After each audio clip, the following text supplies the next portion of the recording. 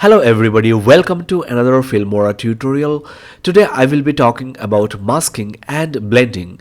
If you double click the media, in the video tab you will find the option for masking. There are different type of masking tools like draw mask or pen tool. Then you have rectangle, circle, parallel lines, linear, love and star. Once you click on any of these masking tools, it will be applied to the media, so you can resize it, place it anywhere on the clip. That is the portion you want to mask. You can change different attributes of the masking tool like the blur strength. Let's superimpose the same clip over the previous one to mask the girl, and I want to use this love masking tool and adjust the blur strength. For the background, let's download this footage of a river flowing. Place it at the bottom. So now it looks like this.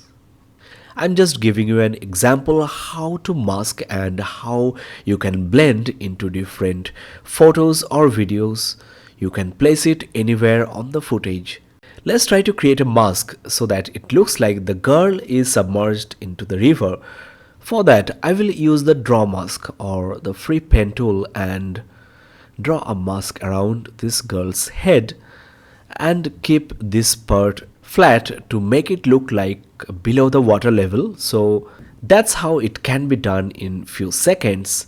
Let's adjust the blur area and it looks quite realistic. Invest some time and effort and you can create amazing effects with these masking tools on the Filmora 12. Now let me show you the most interesting part. You can add mask to effects.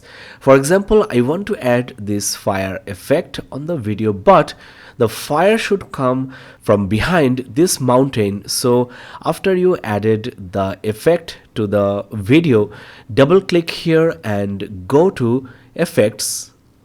There you have the effect that has been applied. Click here and select the tool, which can be rectangular, circle or free pen tool, and mask the sky area behind this mountain just like that.